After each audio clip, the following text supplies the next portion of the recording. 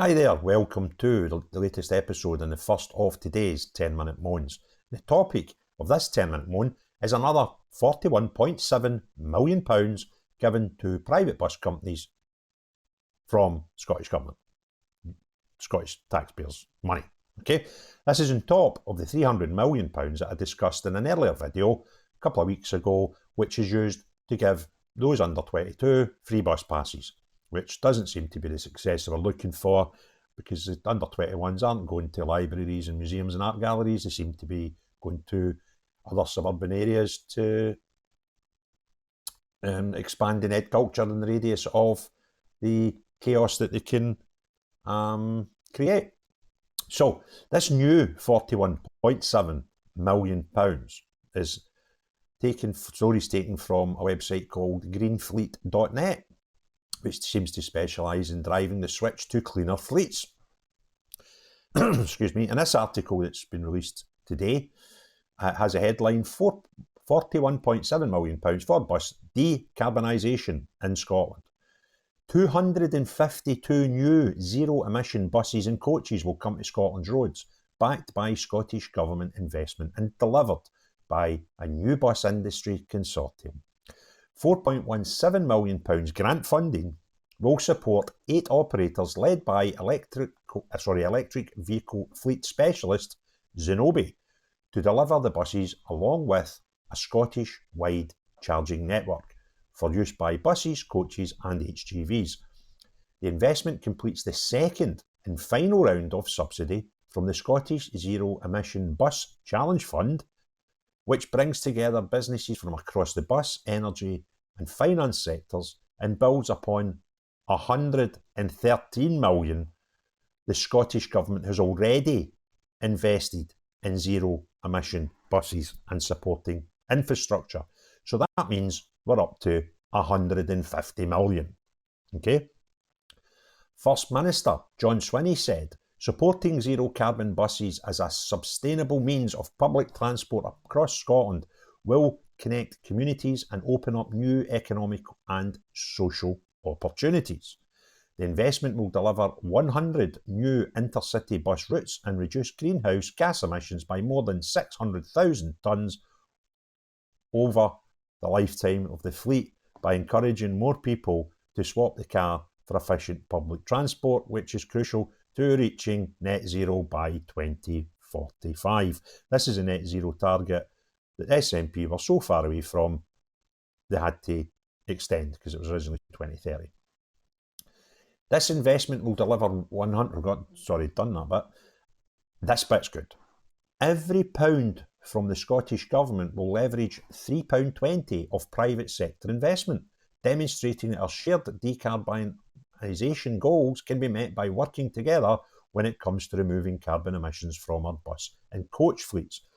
All bus and coach operators, including those operating in small towns and communities, will benefit from both the novel approach to financing and Scotland-wide charging network that will be delivered, helping other modes of transport make the switch to electric vehicles too. Wow, well done, John Swinney. All John Swinney seems to have done there is reduce the exposure of our privately owned bus companies by about 25%. Because what he's saying is for every pound Scottish Government puts in, they're leveraging £3.20 from the private sector to do these things. So if they didn't put the pound in, the private sector would need to find £4.20. All we've done is taken about 25% of their burden off of them. I would love to know how this affects their bottom line, because they'll still make plenty profit. Because if you can't buy your buses using these funding and operate your buses with a share of the £300 million funding that the Scottish Government gives you to take kids on buses free, right? You're not running your business right. And I wonder if we didn't put these 25% of the funding in for them and we didn't give them £300 million, how many of them would have profitable businesses and how many of them would probably still make profit, right? This seems a bit insane to me. However, Stephen Mearsman, the co-founder director of Zenobē, said, we look forward to delivering an additional 252 vehicles and associated charging infrastructure with our consortium partners. This is on top of our existing 110 vehicles in Scotland and alongside our 750 million commitment to battery energy storage systems in the region. The consortium brings together family-owned coach companies, well-established bus operators and innovative electric bus startups and the NHS, showing how private capital can help public funding to go that extra mile. Well, of course you will, because this private capital will keep the profit, right? Of course you'll go your extra mile. You're getting 25% of your business funded by the Scottish Government. Policy lead for the Road Haulage Association, Chris Ashley, said today's announcement of additional investment via ScotZEB 2 in the charging network for bus coaches and HGVs marks another significant step forward as the commercial vehicle sector seeks to reduce its carbon emissions. Moving away from fossil fuels requires a change of mindset in how everyone operates. Yeah, means we pay more and get less. The access to charging infrastructure via ScotZEB 2 is a welcome initiative to help commercial vehicle operators plan the introduction of zero-emission vehicles into their fleets. Here endeth the story. Right, so what do I think about it? I think it's mental. I think it's absolutely bonkers.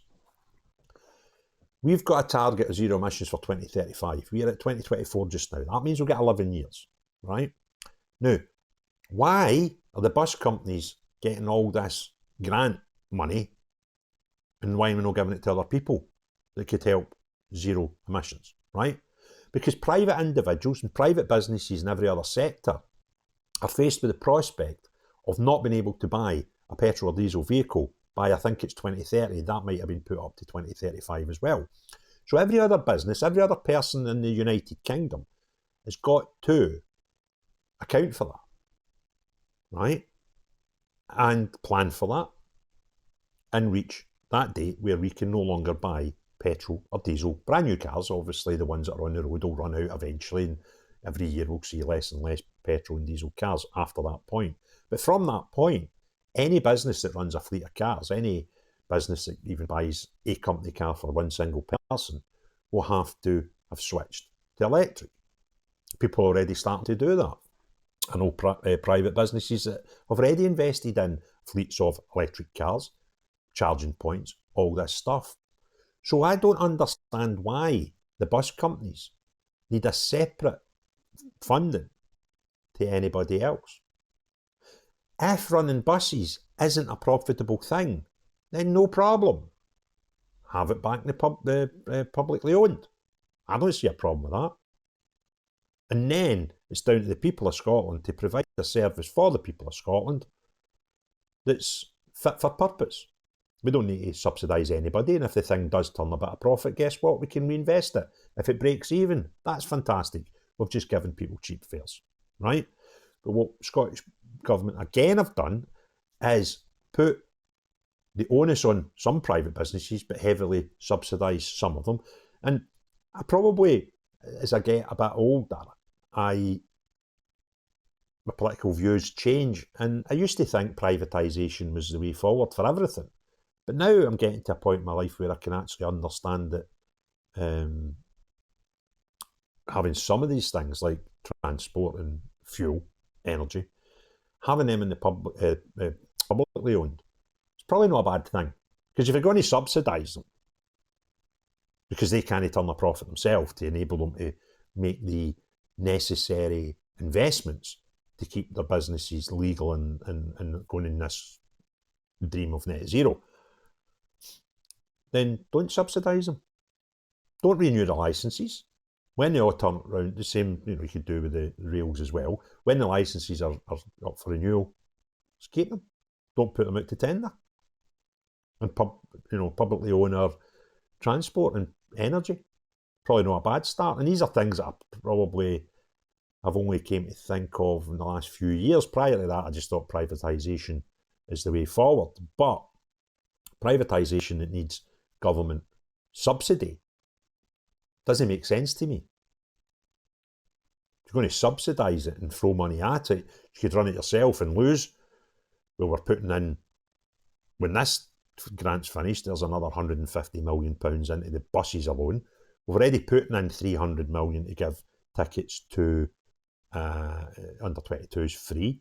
So before we look at any other aspect, we've got £450 million that we're subsidising the bus industry alone to keep people in Scotland moving, right? And that needs improved. So what I'm saying is, even if we ran our own publicly owned transport system, transport industry, and it lost £450 million a year, you're no worse off than you are just now. But you have more control over prices, etc. I've just returned from Spain. I was in the train for an hour and a half, done about 60, 70 miles to go to visit Barcelona. It cost me €7. Train was fine, train was nice, train was modern. Rolling stock looked as if it was relatively new. Got there on time, came out at left a nice station, it was still under construction, there was money getting put into that. Arrived in a very nice station in Barcelona. It was a fantastic value for money. And that was Spain. I don't know if it was publicly owned or privately owned, but I know they were able to do it. Imagine me getting to Edinburgh, which is probably half the time and a wee bit, maybe about 2/3 of the mileage, for £7. I don't know how much it is to get a train to Edinburgh, but I'm kind of guessing it's a bit more than that. But this is sort of stuff I'm talking about. Why are we subsidising private individuals, privately owned businesses by £450 million to do something that everybody else in the land's got to do anyway, and that is prepare for the day where we all need to drive electric vehicles? And a process that doesn't have to be complete for about another 11 years. I don't understand it. I don't see the logic in it. And that's just one aspect. So we've now got £500 million of Scottish taxpayers' money going to privately owned bus companies. It beggars belief. Somebody somewhere's got to sit down and say, are we getting value for money? Could we, now, and here's another thing to look at. If Scotland had a publicly owned bus company, for example, as part of a wider transport thing, it could take in trains and buses, but if we could have a bus company, publicly owned, that only lost £500 million in a year, it wouldn't be any worse off than where we are just now. Isn't it crazy? Isn't it absolutely bonkers that somebody somewhere has not even actually looked at this and thought, does this make sense? I don't know what the deal is. I don't know who's got pals in bus companies that's in our parliament. But this sort of stuff doesn't actually make sense to me. And I would love a Scottish parliament where people like me would ask questions and we could involve people that are even more intelligent than me to advise us and say, well, you've got a point here, or you don't have a point. If we were to do it as a public ownership, we would probably burn more money. I doubt that very much. And yes, we would need to invest to obviously start these things. But if the licenses are the same as like the rail licenses, for example, and somebody's got a big license and they're not going to have it anymore, then you could have all the stock. So it's there. It's not a difficult thing. You're not going to end up having to replace all these buses. Just have the ones that are there already. Paint them up a new colour. Put them a big salt tyre if you want. I don't care. Scotland Transport makes sense to me. So if you enjoyed the video, give it a thumbs up. If you've not already done so, please subscribe and hit the notifications bell.